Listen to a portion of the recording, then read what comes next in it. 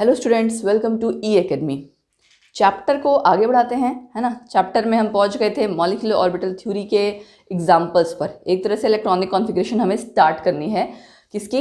होमो atomic molecules की, या आगे हेटेरो एटॉमिक भी आ सकते हैं। ठीक है, पहले हम सिंपल होमो एटॉमिक करते हैं।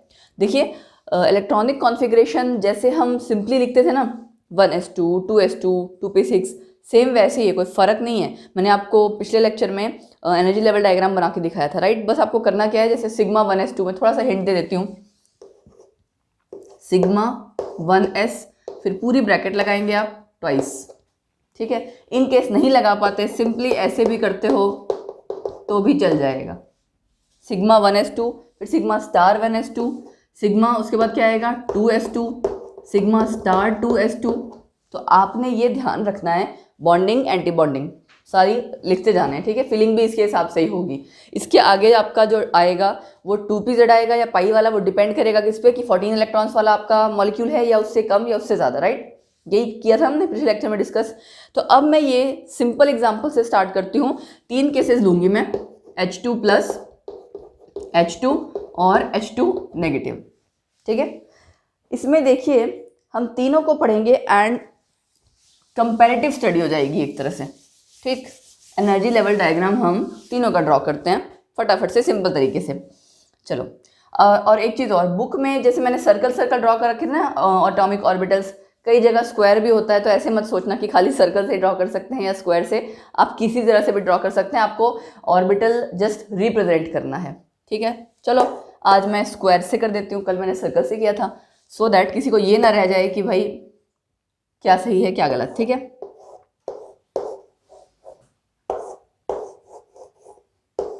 इसमें सब में हमें पता है कि 1s से ऊपर तो जाएगा नहीं ना, है ना, 2s नहीं आएगा मतलब। तो मैं ऐसे ही 3 डायग्राम बना ले रही हूँ, उसके बाद कंपैरेटिव स्टडी हम लोग करेंगे, तो आपके लिए भी इजी हो जाएगा समझना। ठीक है, तीनों को कंपेयर करके, क्योंकि एग्जाम में इसी तरह से कंपैरेटिव पूछ लिया जाता है, उनका ट्रेंड पूछ लिया जाएगा, बॉन्ड लेंथ का ट्रेंड, बॉन्ड एनर्जी का ट्रेंड, बॉन्ड ऑर्डर का, तो इस तरह से। ठीक है, तीसरा केस हमारा आ गया,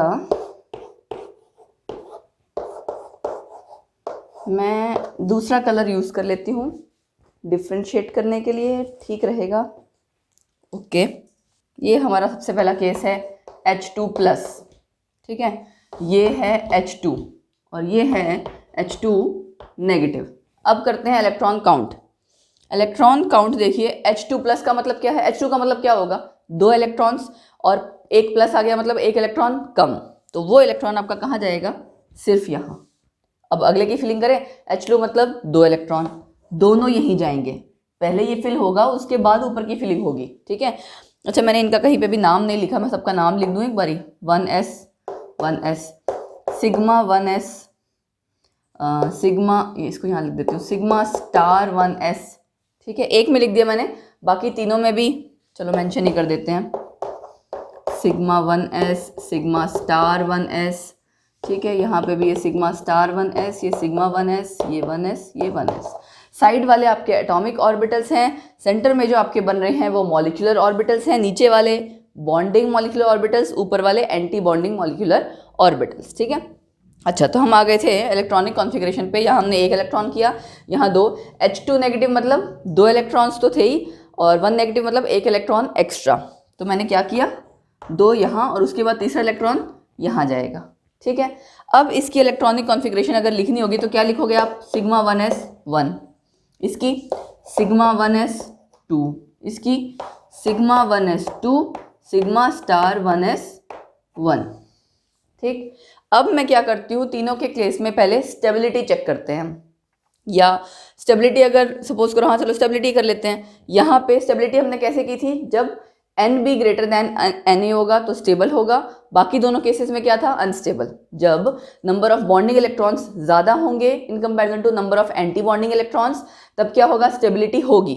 लेकिन अगर दोनों इक्वल होंगे, नंबर ऑफ बॉन्डिंग इलेक्ट्रॉन्स और एंटी बॉन्डिंग या तो इक्वल होंगे या फिर एंटी बॉन्डिंग वाले ज़्यादा होंगे, तब क्या कहा था मैंने? अनस्टेबल होगा। ठीक, तो वही चीज़ चेक करते हैं। पहले केस में नंबर ऑफ बॉन्डिंग यहाँ है 1, इसमें कुछ भी नहीं है, सो इट इज़, इसको मैं ग्रीन से मेंशन कर देती हूँ, इट इज़ स्टेबल। चलो ठीक है, इसका मतलब स्टेबल है यानी एग्जिस्ट करेगा। क्योंकि इस तरह से भी क्वेश्चन पूछ लिया जाता है, किसी का साथ भी He2 plus Be, He2 plus नहीं He ट्वाइस Be ट्वाइस, कि स्टेबल होगा या नहीं होगा, एग्जिस्ट करेगा या नहीं करेगा। तो वहाँ से आप बताएंगे। मैं अगला एग्जाम्पल ऐसा ही लूँगी कि जो मॉलिक्यूल आपका एग्जिस्ट ना करता हो, ठीक है। तो बड़ा इंटरेस्टिंग सा टॉपिक है, मुझे बहुत पसंद है पर्सनली मॉलिक्यूलर ऑर्बिटल थ्योरी। कुछ करना नहीं है, बड़ा सिंपल सा है, और आप कंपैरेटिव स्टडी करते हो एंड एग्जाम में जो क्वेश्चन है उसमें मतलब कभी ऐसा होता नहीं कि क्वेश्चन गलत हो, जिसको ये समझ में आ जाए हैं, और मार्क्स भी पूरे। सो इसीलिए ये पूरा चैप्टर मुझे अपने पर्सनली बिहाफ पे मैं कहूँ कि ये चैप्टर मुझे अच्छा लगता है, केमिकल बॉन्डिंग, ठीक है। ओके, यहाँ पे क्या होगा, आपका बॉन्डिंग इलेक्ट्रॉन्स ज़्यादा है in comparison to anti bonding. Anti bonding है ही नहीं, तो अगेन स्टेबल, तो ये भी एग्जिस्ट करेगा, ये हमें पता भी है कि एग्जिस्ट करता है। तीसरे केस में बॉन्डिंग इलेक्ट्रॉन्स ज़्यादा है in comparison to anti bonding, ये 2 हैं, ये 1, तो ये भी स्टेबल है, एग्जिस्ट करेगा। यानी ये चीज़ तो क्लियर है कि तीनों आपके एग्जिस्ट, तीनों स्पीशीज आपकी एग्जिस्ट करेंगी। स्टेबिलिटी हमने पढ़ ली। अब हम क्या कैलकुलेट करेंगे, बॉन्ड ऑर्डर और पैरामैग्नेटिक बिहेवियर। पहले पैरामैग्नेटिक कर लें, सिंपल है, कुछ करना नहीं है। यहाँ पे अनपेयर्ड इलेक्ट्रॉन है तो पैरामैग्नेटिक,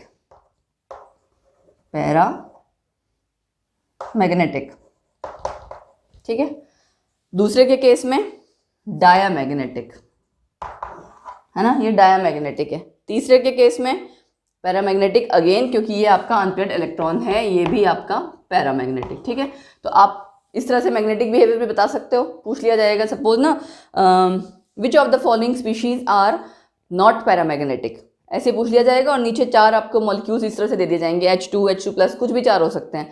तो जिसको ये चीज़ क्लियर होगी बड़े फटाफट से रफ में डायग्राम बनाएगा एंड क्वेश्चन सॉल्व हो जाएगा। तो इस तरह से आपके क्वेश्चंस आते हैं इसमें, ठीक है। अब क्या रह गया, देखो, अब हमने स्टेबिलिटी ऑर्डर करना चेक करना था, वो कर लिया, मैग्नेटिक बिहेवियर कर लिया। अब हमारा रहता है बॉन्ड ऑर्डर। तीनों के केस में हम निकालेंगे कि बॉन्ड ऑर्डर क्या है, एंड वहाँ से कंपेयर करेंगे बॉन्ड लेंथ के बारे में या बॉन्ड एनर्जी के बारे में, ठीक है। चलो, बॉन्ड ऑर्डर आपका क्या होता है, half of NB minus NA। Calculate करो जरा तीनों के केस में। पहले के केस में half of bonding minus anti bonding, anti bonding 0 है और बॉन्डिंग कितना है 1 इलेक्ट्रॉन, तो हाफ 1 माइनस 0, ठीक है। 1 माइनस 0 मतलब 1 इंटू हाफ, इसके केस में आ गया हाफ बॉन्ड ऑर्डर। अच्छा, दूसरे के केस में हाफ, मैं करके दिखा देती हूँ, हाफ, ठीक है। बॉन्डिंग इलेक्ट्रॉन्स कितने हैं 2 माइनस 0, ठीक है, तो कितना आ गया 1। तीसरे के केस में हाफ बॉन्डिंग इलेक्ट्रॉन्स 2 और वो -1, अगेन हाफ। अब आप देखें अगर तो बॉन्ड ऑर्डर हाइड्रोजन में H2 में 1 है, यानी 1 बॉन्ड बन रहा है, और इन दोनों में हाफ हाफ है, ठीक है। यानी ये दोनों एग्जिस्ट तो करेंगे, ठीक है, लेकिन अगर हम बॉन्ड ऑर्डर का कंपैरिजन करें और बॉन्ड लेंथ को मतलब कंपेयर करें, तो आपने देखा होगा ट्रिपल बॉन्ड जब है तो हम 3 बॉन्ड ऑर्डर कहते हैं, डबल बॉन्ड जब है तो हम क्या कहते हैं 2 बॉन्ड ऑर्डर। और जैसे जैसे आपका बॉन्ड ऑर्डर बढ़ता जा रहा है, बॉन्ड लेंथ कम होती जा रही है। तो अगर पूछ लिया जाए यहाँ पे बॉन्ड लेंथ का कंपैरिजन, इन दोनों की बॉन्ड लेंथ क्या होगी, कम होगी, सॉरी, इन दोनों की बॉन्ड लेंथ ज़्यादा होगी in comparison to this one. या फिर हम ये कह सकते हैं यहाँ बॉन्ड ऑर्डर ज़्यादा है तो इसकी बॉन्ड लेंथ कम होगी। यहाँ 1 है ना, बाकी दोनों जगह हाफ है, तो इसकी बॉन्ड लेंथ कम होगी, सबसे कम, लीस्ट बॉन्ड लेंथ, ठीक है, लीस्ट BL बॉन्ड लेंथ। अब इसी तरह से हो सकता था कि आपको क्वेश्चन में पूछा जाता लीस्ट बॉन्ड लेंथ किसकी है चारों स्पीशीज में से, है ना।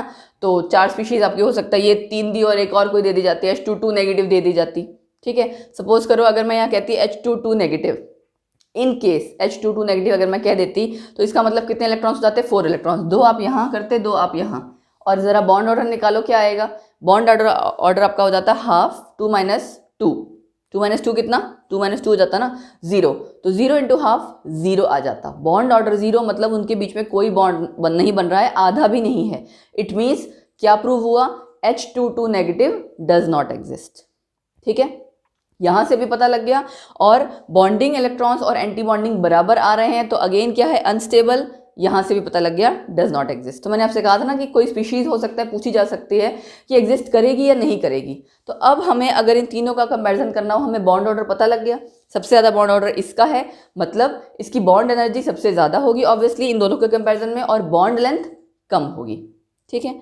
तो ये सेम हमारे तीनों में इस तरह से हमने कंपैरेटिव स्टडी की, हमने पैरामैग्नेटिक बिहेवियर किया, बॉन्ड ऑर्डर के साथ कंपेयर करते हुए हमें ये पता लगा कहाँ पे बॉन्ड ज़्यादा स्ट्रांग है, किसको एनर्जी ज़्यादा देनी पड़ेगी, कम देनी पड़ेगी। इन्हीं तरह की आपकी चीज़ों को लेके मैं ये कह सकती हूँ कि ट्रेंड पूछा जाता है। 2-3 स्पीशीज़ आपकी कोई भी ले लीजिए, जैसे अगला हम एग्जाम्पल करेंगे अभी आगे आएगा उसमें भी ऐसे ही प्लस माइनस वाली स्पीशीज़ कंबाइन करके एक ही मॉलिक्यूल के उसमें पूछ लिया जाता है कि ट्रेंड लिखो बॉन्ड ऑर्डर का या बॉन्ड लेंथ का, बॉन्ड एनर्जी का। तो आपको उसके लिए ये सारा कॉन्सेप्ट पूरा अच्छे से आना चाहिए, ठीक है। चलिए आगे बढ़ते हैं। एक ऐसे मॉलिक्यूल पे जो एग्जिस्ट नहीं करता, हम चेक करेंगे इस डायग्राम की हेल्प से कि कैसे हमें पता लग रहा है कि एग्जिस्ट नहीं करता, ठीक है। सो इसी तरह से जैसे अभी हमने H2 प्लस H2 नेगेटिव का कंपैरिजन किया ना, कुछ और मॉलिक्यूल्स करते हैं। अच्छा एक चीज़ और, अगर कोई आपसे ये पूछ ले H2 नेगेटिव और H2 पॉजिटिव में कौन ज़्यादा स्टेबल है, दोनों का तो बॉन्ड ऑर्डर हाफ था, लेकिन H2 पॉजिटिव में और H2 नेगेटिव में अगर आप ध्यान दो, H2 नेगेटिव में एक इलेक्ट्रॉन कहाँ था, एंटी बॉन्डिंग में। इसीलिए अगर हम स्टेबिलिटी की बात करें तो H2 नेगेटिव क्या कहेंगे हम, लेस स्टेबल है than H2 positive due to presence of one electron in anti bonding molecular orbital, ठीक है। हम ये मानते हैं ना कि एंटी बॉन्डिंग में अगर इलेक्ट्रॉन्स हैं तो वो आपका, ये तब जरूरी है जब आपको कंपैरिजन इस तरह से करना हो, तो वो अनस्टेबल होगा, कंपैरेटिवली अनस्टेबल हम कहेंगे कि कंपैरेटिवली लेस स्टेबल होगा, ठीक। H2 और H2 नेगेटिव के केस में, किसी और केस में हो सकता है कुछ और हो, हमेशा सेम नहीं रहेगा कि नेगेटिव वाले ज़्यादा आपका कम स्टेबल हो या स्टेबिलिटी ऑर्डर का हो, चाहे बॉन्ड ऑर्डर, हर किसी के केस में डिफरेंट आएगा, वो आपको कैलकुलेट करना पड़ेगा। अब हम करते हैं देखो लिथियम 2 का।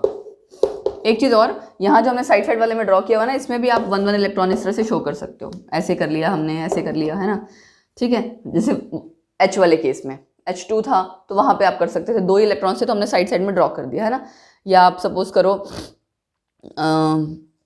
चलो इसी के केस में मैं बताती हूँ, लिथियम का आपका एटॉमिक नंबर क्या है 3, तो लिथियम 2 कितना हो जाएगा, 6 इलेक्ट्रॉन्स आपको करने हैं, ठीक है।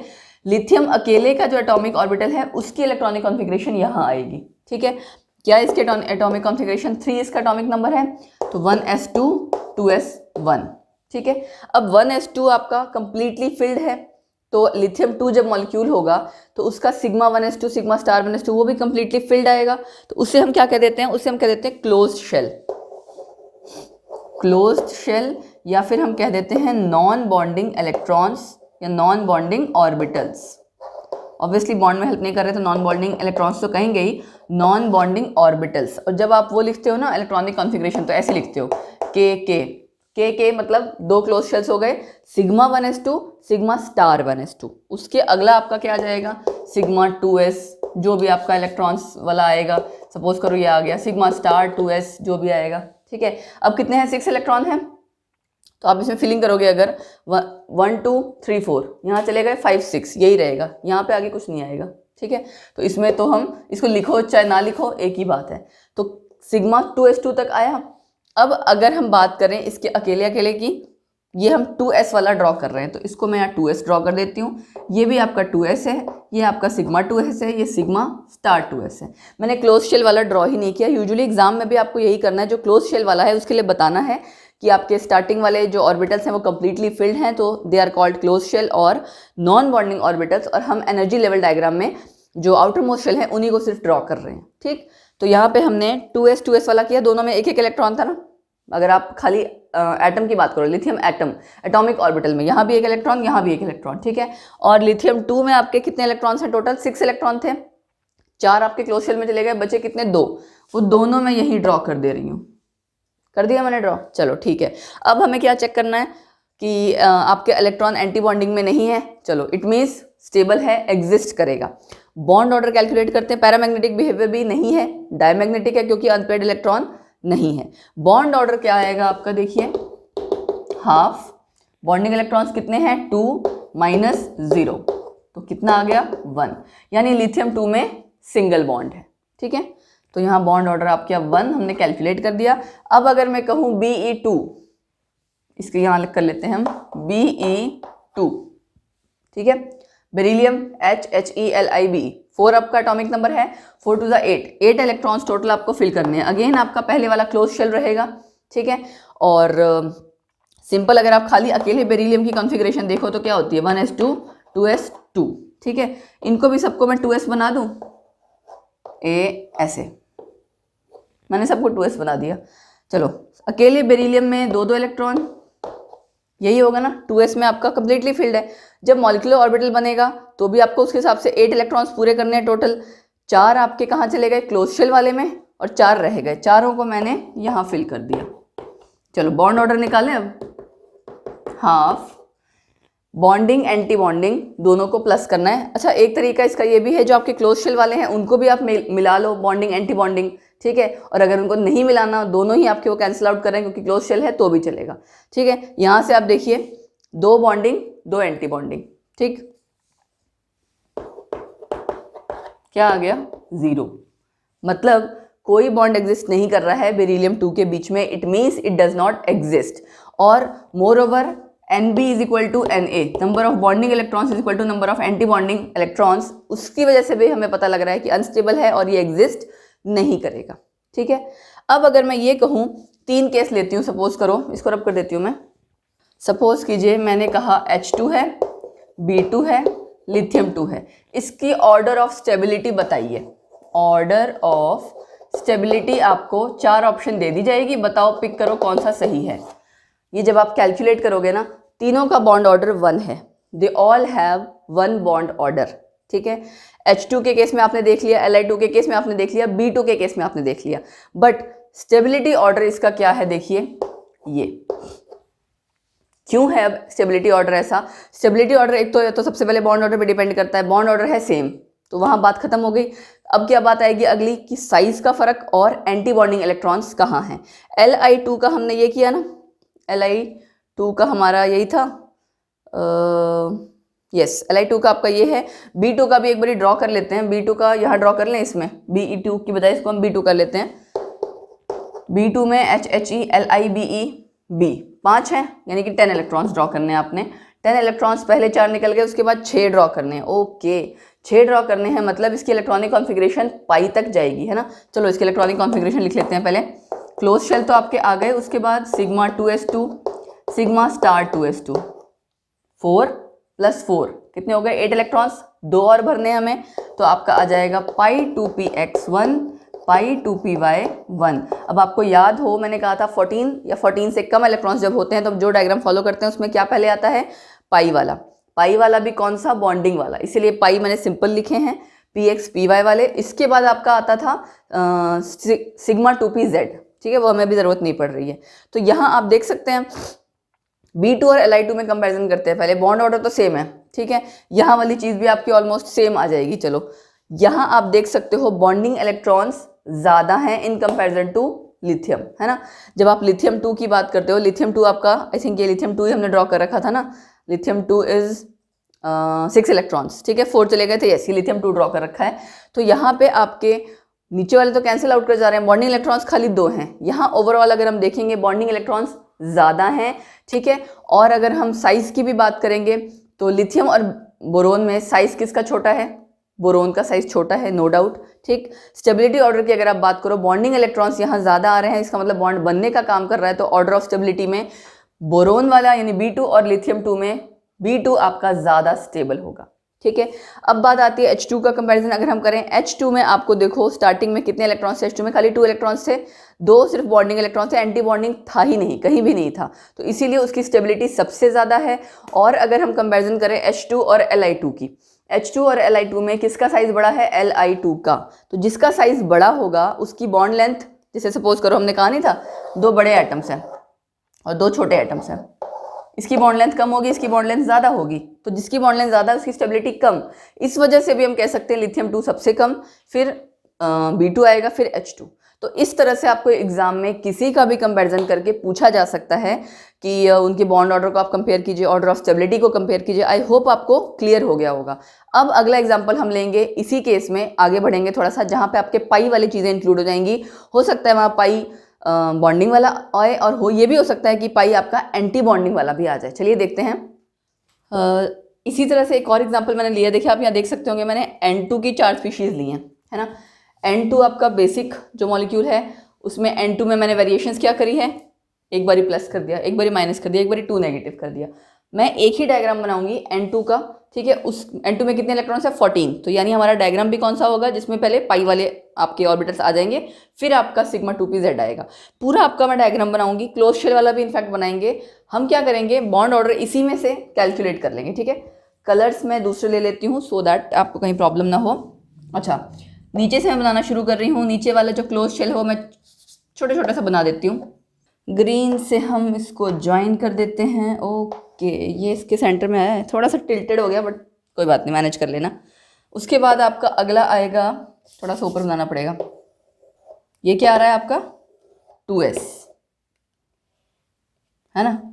और ये ऑर्बिटल जैसे आपका थोड़ा साइज का देख लेना, वहाँ पे साइज आपको ऑलमोस्ट बराबर ही ड्रॉ करने हैं, ठीक है। मैं तो यहाँ जल्दबाजी में आपको जस्ट बताने के लिए रैंडमली हम ड्रॉ करते हैं तो हो जाता है, अदरवाइज ये बहुत टाइम कंज्यूमिंग प्रोसेस है, बहुत अच्छा सा नीट एंड क्लीन डायग्राम बनाना।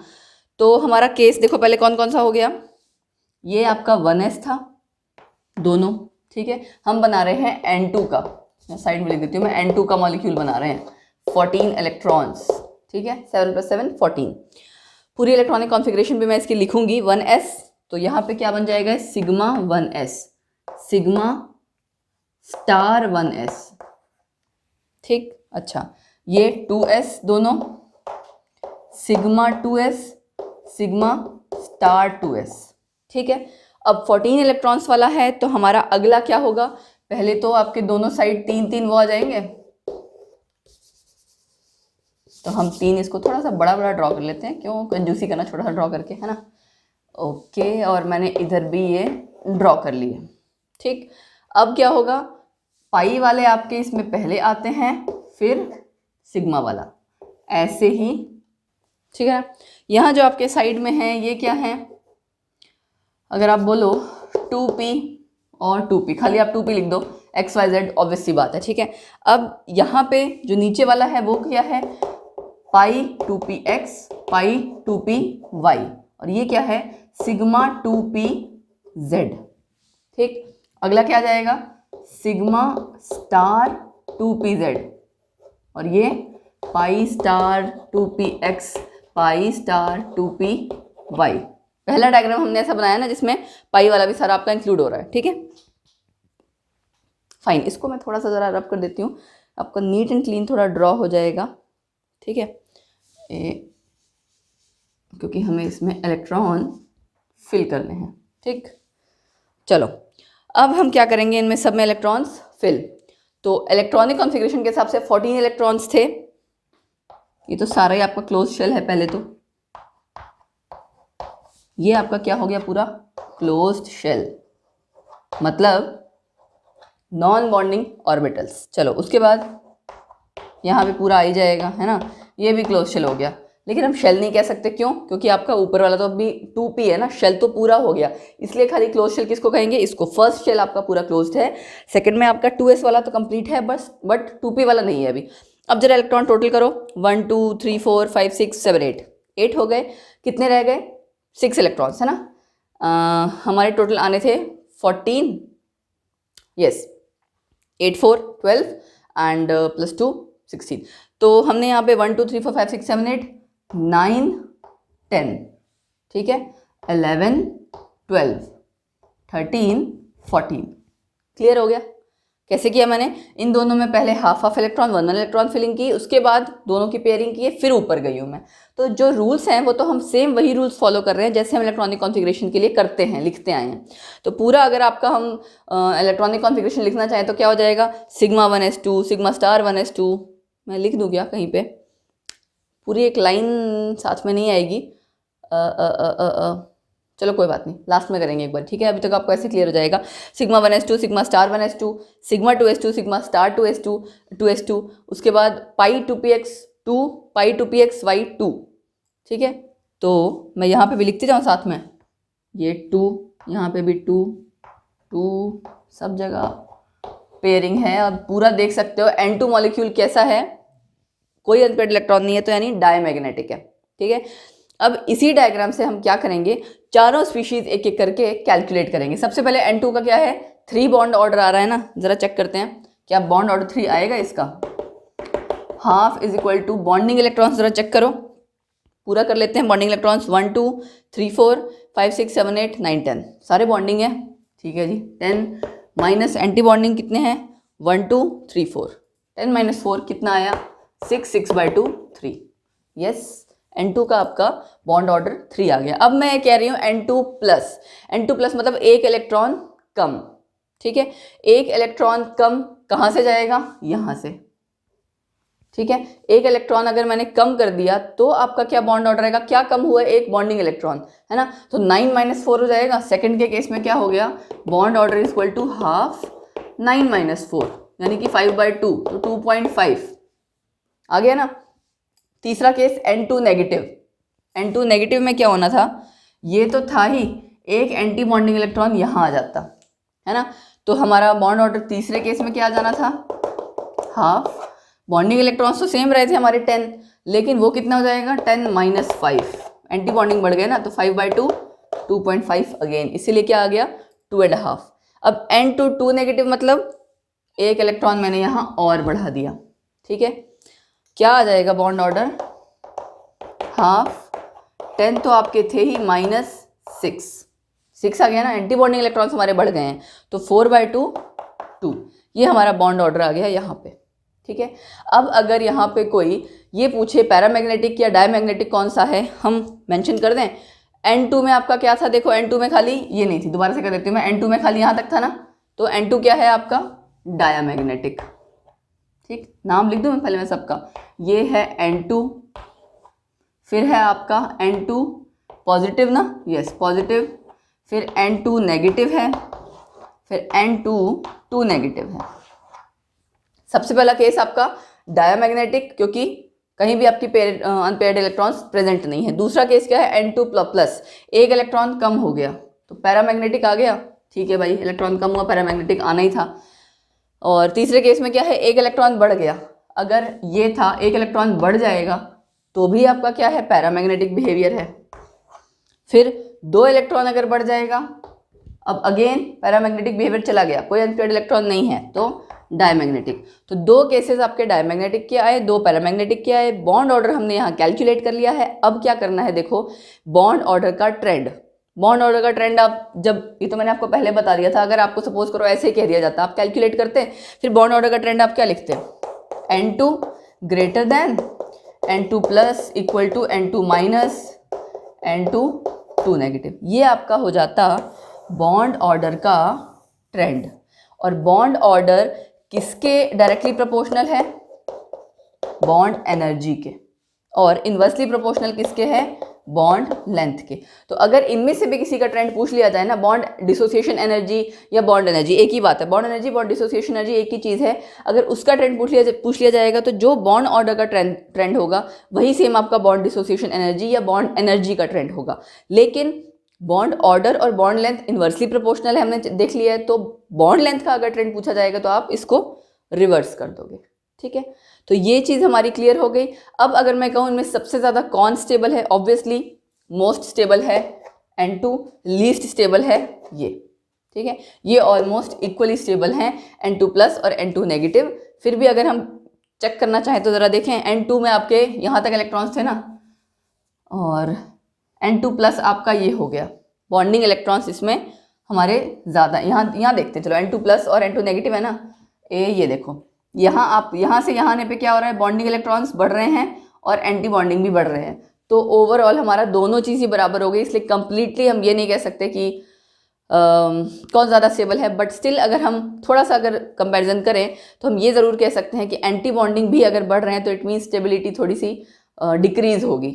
लेकिन कॉन्ट्रेरी ये बात आ जाती है कि बॉन्डिंग भी तो बढ़ रहा है, तो इसी वजह से यहाँ पे हमने ये इक्वल पुट किया है, ठीक है। तो ज़रूरी नहीं है सब जगह वो कॉन्सेप्ट अप्लाई हो सके कि आपका कौन ज़्यादा स्टेबल है कौन नहीं एंटी बॉन्डिंग को लेके। ये तो आपका सेम स्पीशीज़ था जिसमें हमने कैटाइनिक एनाइनिक अलग अलग स्पीशीज़ लेके आई। अब मैं आपको होमवर्क के लिए आपके एक सेम इसी तरह का ट्रेंड आपको कैलकुलेट करने के दूंगी, आपको वो कैलकुलेट करके आना है, ठीक है। आपको कंपैरिजन करना है। मैं आपको देती हूँ ट्रेंड, नोट डाउन कर लीजिएगा आप, इसको रब कर देती हूँ मैं, ठीक है। आप खुद से करना, उसके बाद हम क्लास में डिस्कस करेंगे। चलिए 4 स्पीशीज़ मैं आपको दे रही हूँ, okay, O2 positive, O2 2 negative, O2 O2 negative and O2 2 negative, ये 4 स्पीशीज़ हैं। इसी तरह से आपने उसका एनर्जी लेवल डायग्राम ड्रॉ करना है, कंपैरिजन करना है आपने बॉन्ड ऑर्डर के ट्रेंड का, स्टेबिलिटी ऑर्डर के ट्रेंड का, bond dissociation energy, bond length. एक चीज़ कैलकुलेट कर लोगे तो सारा कुछ कैलकुलेट हो जाएगा, ठीक है। You have to just give it a try कि इसके लिए आपको अगर डायग्राम ड्रॉ करना पड़े और सारा कुछ कैलकुलेट करना पड़े तो क्या ट्रेंड आएगा, ठीक है। उसके बाद नेक्स्ट लेक्चर में मैं ये पूरा आपका ऑक्सीजन के साथ डिस्कस करूंगी। एग्जाम में मैं आपको बताऊं, ये कि N2 वाला एग्जाम्पल, एक ये ऑक्सीजन वाला एग्जाम्पल, ये बहुत पूछा जाता है, ठीक है। और जो 4 ऑप्शंस आती हैं वो इन्हीं में से किसी ना किसी चीज़ को लेके होती है, या तो बॉन्ड ऑर्डर को लेके होती है, या जैसे मैंने आपको बताया बॉन्ड लेंथ या बॉन्ड डिसोसिएशन एनर्जी, किसी ना किसी इसी फॉर्म में होती है। ये बहुत इंपॉर्टेंट है, तो आप लोगों को क्या करना है, इसको अच्छे से ट्राई करना है एंड जितना मैंने पढ़ा दिया उसको रिवाइज करो बार बार। इस चीज़ की तो बार बार प्रैक्टिस करोगे, रिवाइज करोगे तो चीज़ें तब आपकी, हम कहते हैं ना, हैंडी हो जाएंगी। हैंडी मतलब कि आप उसको अच्छे से एक तरह से ब्रश अप हो जाएंगी, आपकी बार बार रिवाइज हो जाएंगी एक ही चीज़ को बार बार करने पे। इसीलिए मैं आपको शायद ये होमवर्क टाइप भी दे रही हूँ कि आप इसको खुद से ट्राई करो। बिल्कुल इसी पैटर्न पे है, इसमें कोई नया चेंज नहीं है, आपको जस्ट कैलकुलेट करना है। हाँ, बस एक चीज़ थोड़ा सा ट्विस्ट है, वो मैं देखती हूँ कि कितने होपफुली आप लोग, मैं तो क्या देखूँगी, होपफुली आप लोग खुद अपने आप को जज कर पाएँ कि आप वो चीज़ सही कर पाओगे या नहीं, ठीक है। डायग्राम ध्यान से रख देखना, हिंट दे देती हूँ, डायग्राम ध्यान से बनाना कि कौन सा डायग्राम बनेगा, ठीक। सो टिल देन जितना रिवाइज किया, जितना हमने किया है उसको रिवाइज करते रहिए और चैनल को सब्सक्राइब करना बिल्कुल मत भूलें। And side by side E academy school को चैनल सब्सक्राइब करना बिल्कुल ना भूलें। बेल आइकन दोनों का प्रेस करके रखें, इस चैनल का भी, ई एकेडमी एजुकेशन का भी एंड ई एकेडमी स्कूल का भी। बेल आइकन प्रेस करने से क्या होता है, आपके जो भी नोटिफिकेशंस हैं वो आती रहेंगी। ऑल नोटिफिकेशंस पे क्लिक करके रखना ताकि कोई भी नोटिफिकेशन मिस ना हो। वहाँ पे भी आपको चैनल पे आप जाओगे, आप जाइए एक बार देखिए, आपकी प्रॉपर प्लेलिस्ट बनती जा रही है, ठीक है। आपके सारे लेक्चर्स वहाँ पे आते जा रहे हैं, तो वहाँ पे आपको 9th से लेकर 12th तक के सब्जेक्ट्स, मैथ, साइंस सारे इजीली अवेलेबल होंगे, आप बहुत आसानी से पढ़ सकते हैं। सो दोनों चैनल को लाइक कीजिए, शेयर कीजिए, इनकी वीडियोस ज़्यादा से ज़्यादा सब्सक्राइब कीजिए और हंसते रहिए, मुस्कुराते रहिए, ठीक है। एंड हाँ, एक चीज़ और, ई एकेडमी ऐप डाउनलोड करना बिल्कुल मत भूलो, ठीक है। सो बाय बाय, टेक केयर।